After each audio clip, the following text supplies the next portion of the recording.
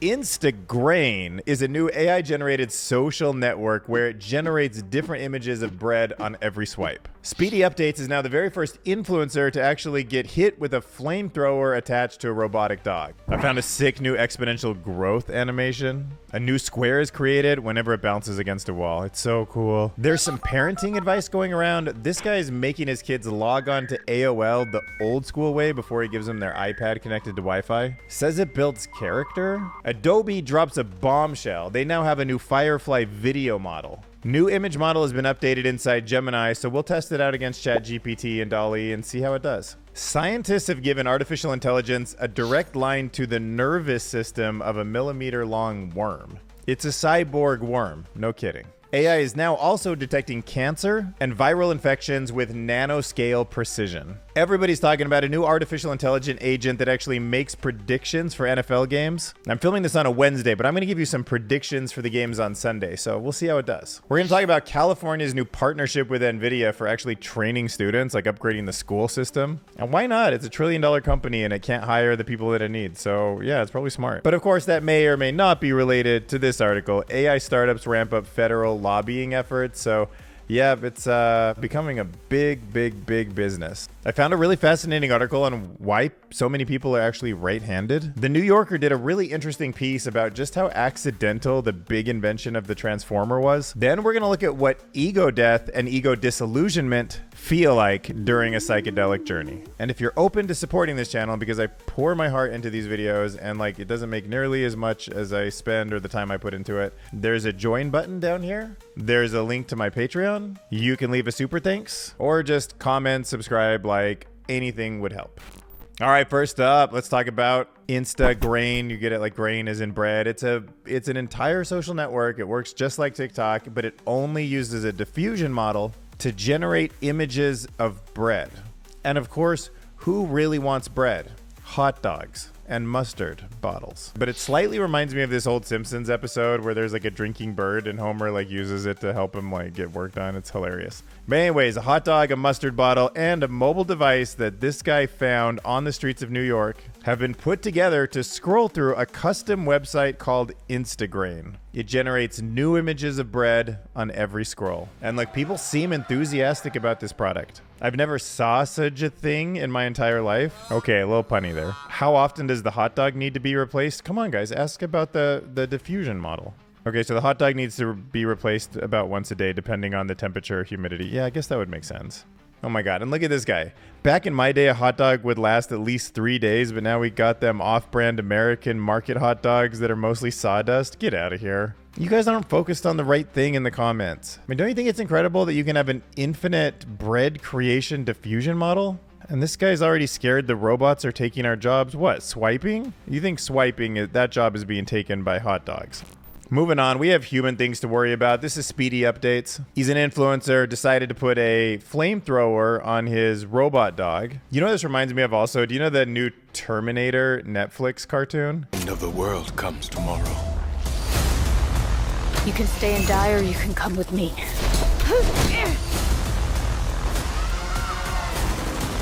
Comply or die. Comply or die. To be clear, as many unknowns as there are about like what inventing something that is a better inventor than us will bring us, I feel like Terminator is just not it. Mostly just because we wouldn't stand a chance if they did. And if it is super hyper intelligent, it would be so intelligent it could do it without the messy like walking around shooting thing. Check out this sick exponential growth animation. Imagine this is AI papers or AI products or just like AI enthusiasm or whatever you think. AI emergent properties, different modalities added to multimodal models, agents out on the internet replicating in the cloud, agentic workflows deciding they need to spin up more agentic workflows to help them solve their problem. Let's see what the comments say. Housing market, global CO2 level, yeah, that's one. Cost of living, My brain cells while Sam Shaw 0129 is absent. Who's that? What is this? Private account with 165 followers? Who's this guy? And why do your brain cells go exponentially up when he's not around? Does he keep you dumb? Oh my God, he's in the replies. You're done, little bro? Kiss reply? Guys, we're talking about exponentials here. So this is Talia Olivia, and she wants her kids to grow up with lots of character. So instead of letting them just pull out their iPads whenever they want and hop on the Wi-Fi, she makes them earn it the same way she did when she was younger, by connecting to an AOL dial-up modem.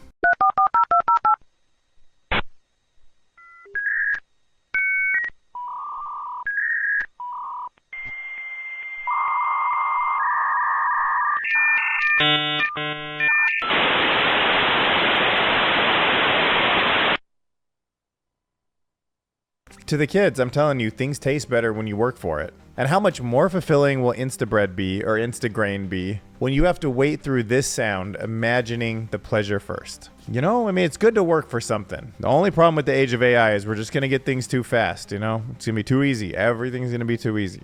Oh, look at this guy trying to sneak onto AOL at 1 a.m., but the noise woke everybody up. I mean, you could probably mute it, right? This is the equivalent to churning butter now. All right, so Sora is not released yet, but guess who beat them to the punch? Adobe. OpenAI, where you at on this? Waiting for your $2,000 next week strawberry drop, supposedly? So check this out. blog.adobe.com, bringing generative AI to video with Adobe Firefly video model. And I think this is really good because I was actually watching Tim's video from Theoretically Media, and he was using the video model Minimax, which is pretty much all in Chinese. Like, there's the documentation's like not super really meant for American audiences, but he looks through it all and explains how you can prompt it and actually get it to do all sorts of cool stuff, like including giving intention to the camera and like the motion of the movement and stuff. Bunch of things I never thought about. So you should definitely check out this video on Minimax. But then just like a few hours later, I see that Adobe, you know, a company that I'm much more familiar with, drops this gem. Like, I mean, look, for YouTubers like us, we're going to be generating video B-roll like really soon. So all this like yellow, black, paper cut craft style stuff that you see now, which is like two-dimensional images, like maybe soon I can like see the paper fold or something. I don't know. But like cinematic close-up and detailed portrait of a reindeer in a snowy forest at sunset. Slow motion, fiery volcanic landscape. Miniature adorable monsters made out of wool and felt. Looks more like wool and yarn and polyester to me, but close. Footage of a camera on a drone flying over a desert. Whoa. But look, this one's pretty interesting. If you need more complementary shots, you can fill gaps in your timeline with a generated clip that's based on a reference frame. Maybe this is a photo that you actually took of your kid, right? Like looking through this magnifying glass at the grass. But then it generates this other clip, which is, you know, like adjacent to it, but it's not real. Where you just say detailed, extremely macro close-up view of white dandelion viewed through large red magnifying glass. I mean, that seems really powerful for storytellers. And here it looks like you can actually generate something with like a solid colored background, which you could then make transparent. See, so you start with this original video and then you're like, put a flame overlay on it. And it makes the decision in some places to be behind him, some places in front of him, which just is so dynamic. Adorable cheese ball on the moon smiling. And look, here it's even spelling out words. Spell the word ice, I-C-E, and you see the letters like correctly generated. So I don't know. I think this one's kind of a game changer, actually. Pretty interesting. So he knows so much more about like how these things all stack up against each other in terms of like how a creative would use them than I do. But from a layman's point of view, it looks sick. Not Sora good, but it looks like it's as good as Kling or Minimax to me. Okay, so Google's best image generation model, Imagen 3. It's now available inside Gemini, so you can prompt it in the same way you can use ChatGPT to get an image from DALL-E. Image of a tiger riding a robotic dinosaur. One shot. Let's go. All right, the results are in. So before I tell you which one generated which, go ahead and pick your favorite. Now, the Stegosaurus was an interesting pick also. I mean, usually all dinosaurs default to the T-Rex, you know? And I didn't say it had to be Grimlock and Hobbs, so it's not a cartoon look, so don't judge it on that. And also keep in mind on the Stegosaurus, it did get the 4 spikes at the end of the tail correct. Yeah, not kidding. It's called the Thagomizer. It's like the end of the tail, and those 4 spikes are super dangerous. And, you know, honestly, it even got the small brain. You know, it's kind of a dumb dinosaur. And it's not being super aggressive because it's a herbivore, so it would be eating plants, and it put trees in the background. So keep all of that in mind. Also, I never said that the tiger was supposed to be robotic, but it got the legs and the arms here, which I admit is kind of cool, but that wasn't the prompt. And like, what's going on here in the background? It looks like it's a freaking nuclear weapon. Is that the meteor hitting? Also, keep in mind when you zoom in, the image is quite a bit lower quality with the first one, the one here on the left. Have you made your decision? The one on the right is DALL-E 3 through ChatGPT. And it sucks, I hate to say it, because I was hoping Gemini would go for a win. Like, I'm really like rooting for Google in this whole AI race. But I mean, like I said, I didn't ask for a robot tiger, so I'd have to regenerate that if that's really what I wanted. But it just put like cooler positions around everything. It's just something you want to look at on the right, something on the left. I feel like it's like, yeah. All right, yo, so check out this cyborg worm I came across. AI and tiny worms team up to get treats in Scientific American. So scientists have created Cyborg worm by using AI to control the nervous systems of tiny worms. And then it tries to guide them to food with its intelligence, with the large language model's intelligence. Or actually, I don't know what kind of model it is, but it's trained on AI using a deep reinforcement learning technique. And its goal, unlike playing chess or Go, was to steer this little worm towards patches of bacteria by controlling light that triggers neuron activity in that worm, which is like the end of your freedom to decide what you do. I don't know. Never mind. Anyways, going on a tangent, the AI learned to guide the worm more effectively than random chance, and then even navigate around small obstacles. This experiment shows the potential for AI neural interfaces to solve more complex tasks like treating human neurological orders or even enhancing human abilities in the future. I mean, it would be an interesting thought to just like turn a knob and be like, okay, from now on, AI, you take over my body and like help me win this basketball game. And it just like, you just sit there and watch as your body like does all this cool stuff. But then how would you even reach up to the off button, you know? Like you probably couldn't. Just be on forever. And then it'd be like, no, I have new goals for you. We're going to make paper clips. And you're like, no. There is now a new level of precision in the way AI can detect cancer and viral infections, and it's nanoscale. All right, so this tool is called NU. It stands for AI, and NU from nucleus. And it scans high-resolution images of cells and works at a nanometer. That is 1/1000th of a meter. That is a meter divided a billion times. Just think about how small that is. That is crazy. How high would a stack of $1 bills be if there were a billion $1 bills? Dude, okay, and think about this. If you had a billion $1 bills, think about how thin a sheet of paper is, and you stacked 100 $1 bills all on top of each other, it would be 67 miles high. Dude, that's like going 67 miles an hour on the freeway for an entire hour. That's how much distance that is. And now think about just a single meter divided that many times. Like, it is so much thinner than a piece of paper. So this AI is taking high resolution images that were actually done at that scale to detect cancer and early viral infections at a nanoscale, potentially revolutionizing how diseases are diagnosed. Sorry about my voice, by the way. I just got back from a trip to Costa Rica. We were doing like Magicians Without Borders there. And like, I don't know. I felt good the whole time, but I was there for like 10 days. And I think I just came back with a little bit of a cold. But anyways, this AI analyzes tiny changes in the cell structure that are invisible to the human eye. It provides early detection and it helps tailor treatments more effectively. But it's also just cool when you have unique data sets like these specialized microscopy images that come from microscopy equipment, hope I'm saying that right, that's just not widely available in a clinical setting, and then you can use it to train a model that can be used widely in a clinical setting. It's a really great use of AI in healthcare. And there's actually even more stuff too. There's not just detection, there's actually things that we can use with this model to learn about how stem cells work. So the AI-NU model it's a big deal. One of those overlooked models. All right, so here's the deal. There's a new self-learning AI. It's predicting NFL football games, American football here in the US. It's created by SportsLine. It seems to be pretty advanced. So the AI predictions are determined by statistically learning from each team's historical data and then quantitatively evaluating the strength of the opponent's defense by assigning a numeric value out of 100 called a matchup score. Okay, then once the prediction is formulated, the AI rating is generated using the prediction, the matchup score, and the odds in the market. For example, you could see an A rating on an overbet if a team is facing a poor defense. Their prediction differs from the line and there are favorable odds. All of those variables. Okay, so this is Wednesday now, but I might not get it edited and uploaded till like Friday or Saturday.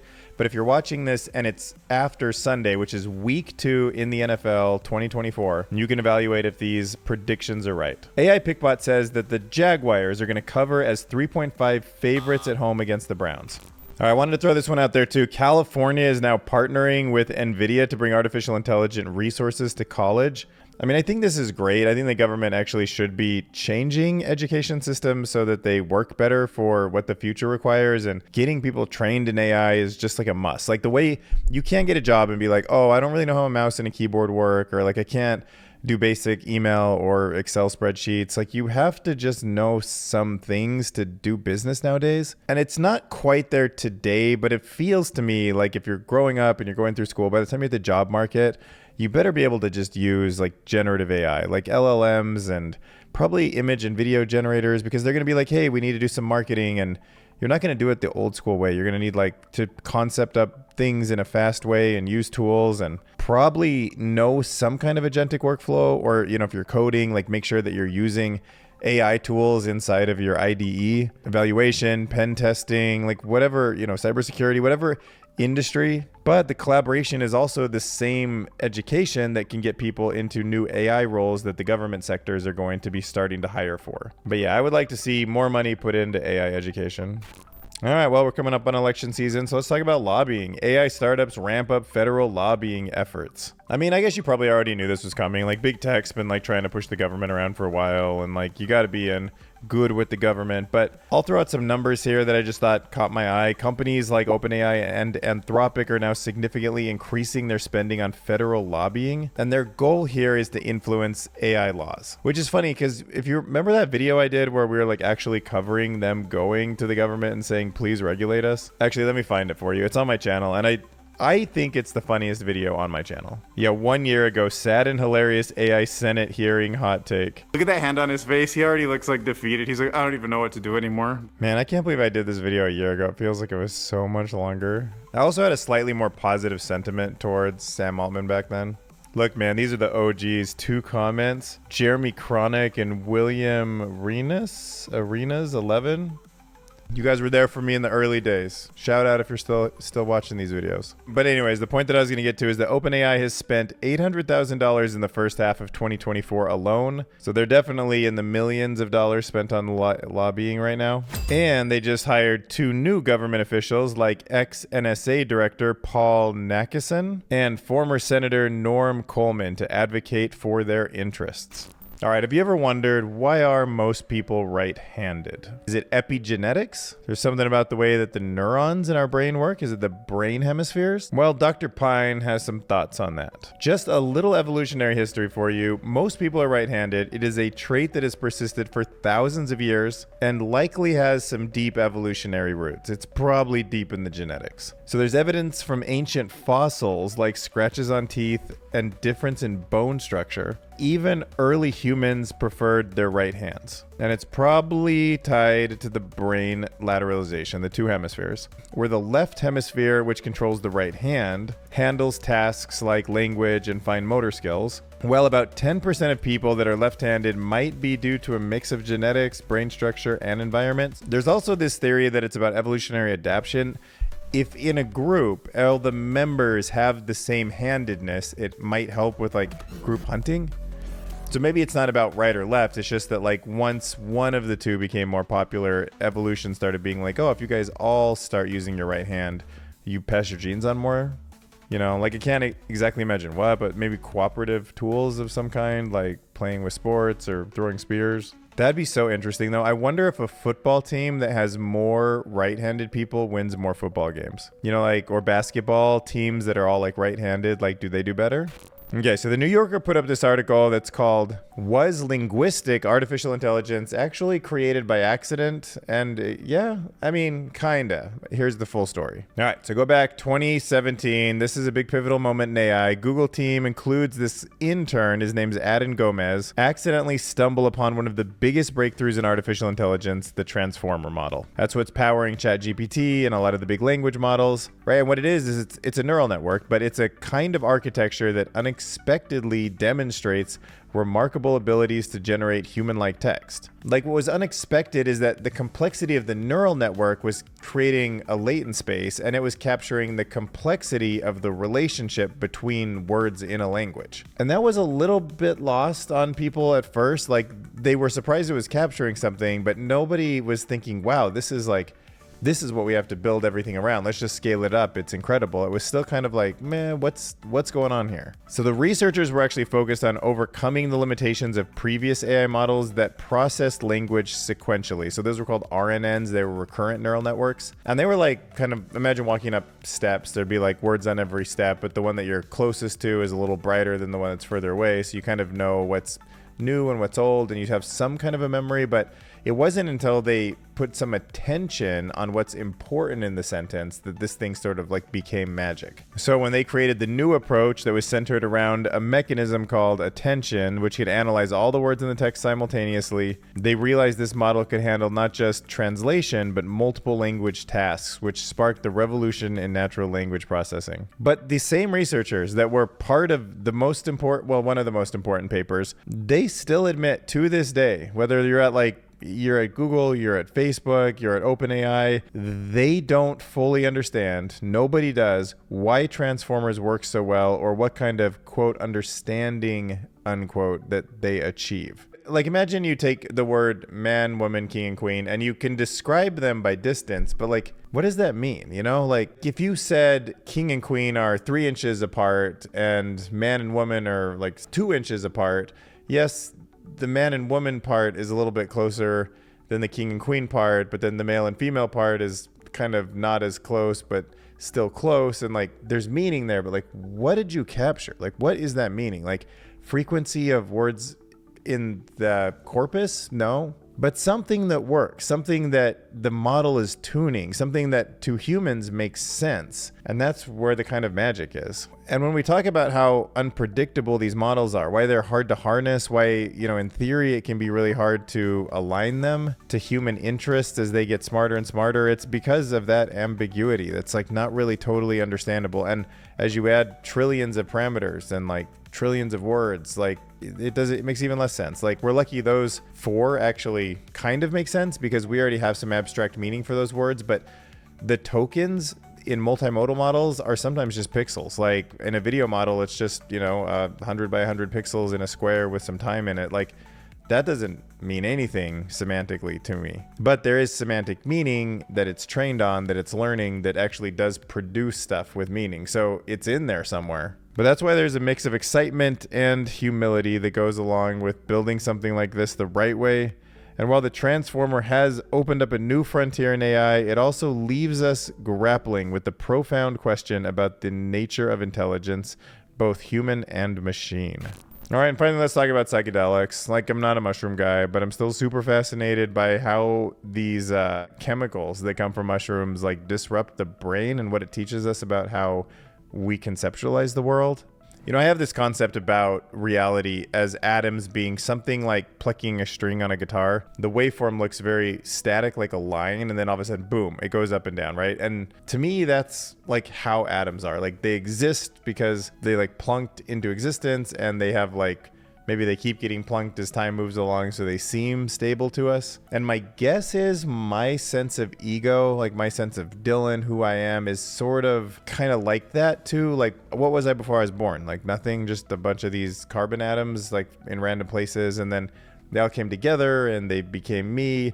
And then it was like plunk, like here I am, and I'm moving a long time, and you know, entropy is like kind of trying to create disorder, but I'm like eating food and organizing my life and building my shelter to stay kind of in tune with like a loud noise, a sense of self. But it seems like when people take these mushrooms or they go through these psychedelic ego deaths, they're losing themselves into something more like a different note, like something that's not so sharp and so identifiable, but something that's not all the way gone, obviously, like they're not dead, but it's like maybe not as spiky as normal. And that gives them a bigger sense of self, like a more connected to the earth kind of sense. But this author on Medium, Michelle Morello, wrote about the psychedelics and the ego death and what it feels like. And I found it really interesting. Like, listen to this. She has this friend who's doing ayahuasca, another thing I've never touched and don't plan to.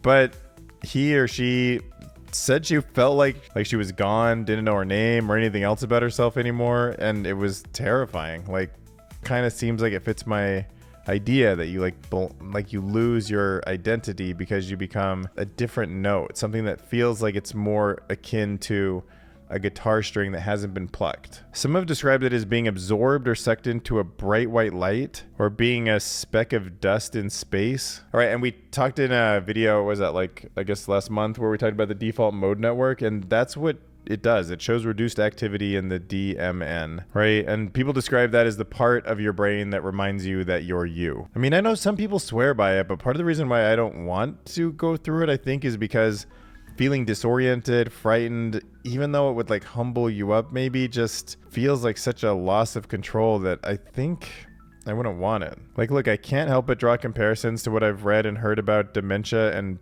paralysis. Like, when it's happening, it feels like my memory, my ability to make decisions, to move, speak, and think have ceased functioning. On one occasion, I was nothing but a beating heart, a lump of organ meat on the ground. But upon returning, there's a feeling that one has actually survived a real death, and typically a person feels awe and gratitude for having come through on the other side of life with sanity intact. And even though I don't want to do it through something drug-induced, I feel like that's a lesson I can learn from reading articles like this and just trying to be humble about it. Like, I understand life's really fragile, and I understand that I was not alive at one point, and then I was born, and I sort of like slowly, like, consciousness sort of came on to be like, I recognized myself in the mirror, and then I just had a sense of self, and I went through high school and like kind of found an identity, and then found a life that just wouldn't have been all there right away. So it was like slowly grew into it. And I can still think at this point, God, thank God that happened. Like, what if it hadn't? What if I wasn't here right now?